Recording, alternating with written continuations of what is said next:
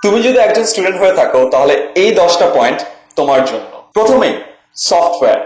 আমরা ডিজিটাল জগতে বসবাস করছি কিন্তু, এবং এই ডিজিটাল জগতে তোমার সব থেকে বড় হাতিয়ার হলো তুমি কোন সফটওয়্যার গুলো জানো।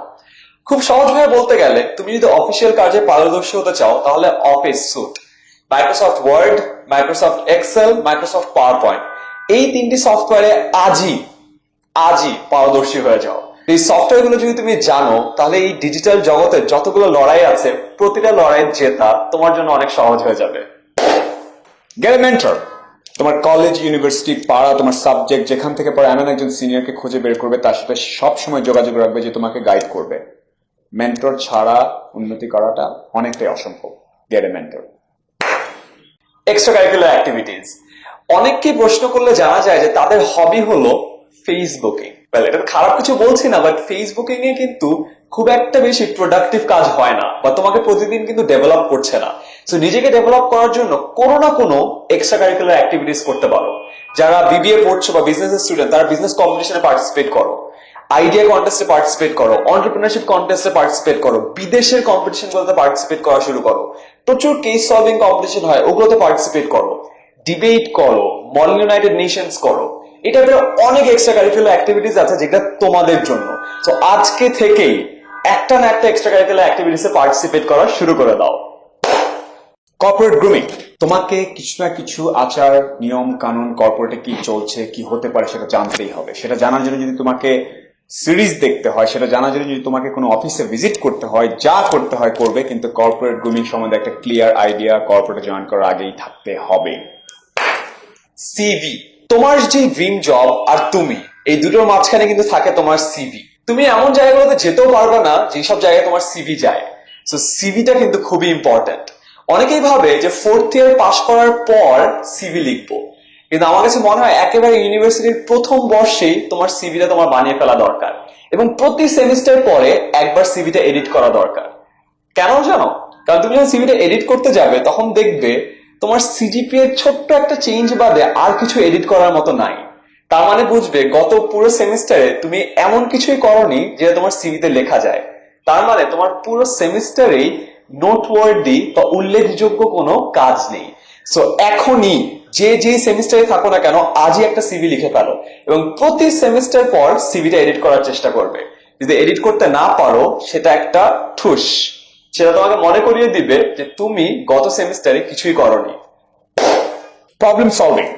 একটা প্রবলেম দেওয়ার পর সলিউশন খুঁজে না বের করে অনেকগুলো প্রশ্ন করাটা হচ্ছে কমন একটা হ্যাবিট। এটা থেকে বের হয়ে এসে কাজটাকে শেষ করতে হবে। Get it done. কোয়েশ্চেন করতে হলে যেখান থেকে অন্য আধার থেকে অন্য জায়গা থেকে খুঁজে বের করে আনবে, but get the job done. Problem solving এর অ্যানালিটিক্যাল ক্যাপাসিটিটা প্রচন্ড গুরুত্বপূর্ণ। ইউনিভার্সিটি লাইফের সব থেকে ভয়ঙ্কর একটা জিনিস হলো প্রেজেন্টেশন। আমার এখনো মনে আছে আমার ইউনিভার্সিটি লাইফের প্রথম প্রেজেন্টেশনের কথা। হাত কাঁপলো, পা কাঁপলো, হাত ঘেমে গেল, গলা শুকিয়ে গেল, পানি খেলাম, এখন তো টয়লেটে যেতে হবে, মহা মুশকিল। কিন্তু আমাকে একটা জিনিস যেটা শিখিয়েছে যে তোমার লাইফে যে প্রেজেন্টেশন গুলো হয় এগুলাই ডিটারমাইন করে তোমাকে মানুষ কি হিসেবে চিনবে। শুধুমাত্র যে সবার সামনে যে প্রেজেন্টেশন দিতে হয় তা কিন্তু নয়, তোমার জীবনের প্রতিটা মুহূর্তে কিন্তু তুমি প্রেজেন্ট করছো। সো প্লিজ, যাদের একটু হলেও ভয় থাকে প্রেজেন্টেশনের, এটা খুবই স্বাভাবিক। আমাদের সবারই প্রেজেন্টেশন দিতে খুবই ভয় লাগে, আমার এখনো অনেক ভয় লাগে। বাট ডিফারেন্স হলো, আগে যখন আমার ভয় লাগতো আমি প্রেজেন্টেশনটাকে সরিয়ে দিতাম, এখন যখন আমার ভয় লাগে আমি ভয়টাকে সরিয়ে দিই এবং প্রেজেন্টেশন দেওয়ার চেষ্টা করি, এবং আস্তে আস্তে দেখবা তুমি অনেক বেটার হয়ে যাচ্ছ। তো যারা যারা আমার মতো একটু হলে প্রেজেন্টেশন দিতে ভয় পাও, আজকে থেকেই শুরু করো, তাহলে তুমি খুব বেটার প্রেজেন্টার হয়ে যাবা।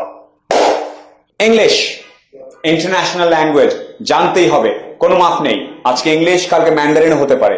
You have to know at least 1 or 2 language other than your mother tongue. Digital, এটা আমার খুব ফেভারিট একটা পয়েন্ট, স্পেশালি তোমাদের মতো স্টুডেন্টদের জন্য। আমাদের সবার কিন্তু একটা ডিজিটাল প্রোফাইল আছে, বা ফেসবুক প্রোফাইল, বা টুইটার, বা লিঙ্কডইন। এই জিনিসগুলোকে আজকে থেকেই ভালোভাবে ইউজ করা শুরু করো। এই প্রোফাইলগুলো কিন্তু তোমার একটা বিশাল নেটওয়ার্কিং অপরচুনিটি। তুমি যে কাজটা করতে পছন্দ করো ওই কাজের একটা বহিঃপ্রকাশ কিন্তু হতে পারে তোমার ফেসবুক প্রোফাইল। তুমি যেই কাজের পিছে আজকে লেগে আছো সেই কাজটার একটা পেজ কিন্তু হতে পারে ফেসবুকে।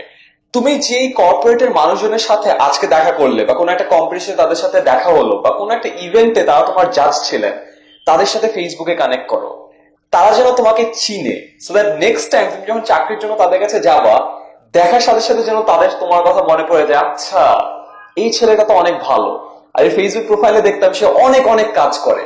সো একেই আসলে আমাদের এই চাকরির জন্য দরকার।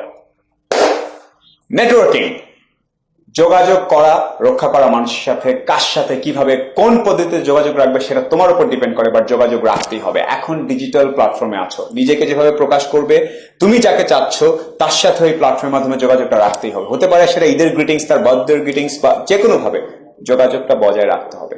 Keep building your network. তো তুমি যদি একটা স্টুডেন্ট হয়ে থাকো, আজকে থেকেই এই 10টা জিনিস অ্যাপ্লাই করা শুরু করো।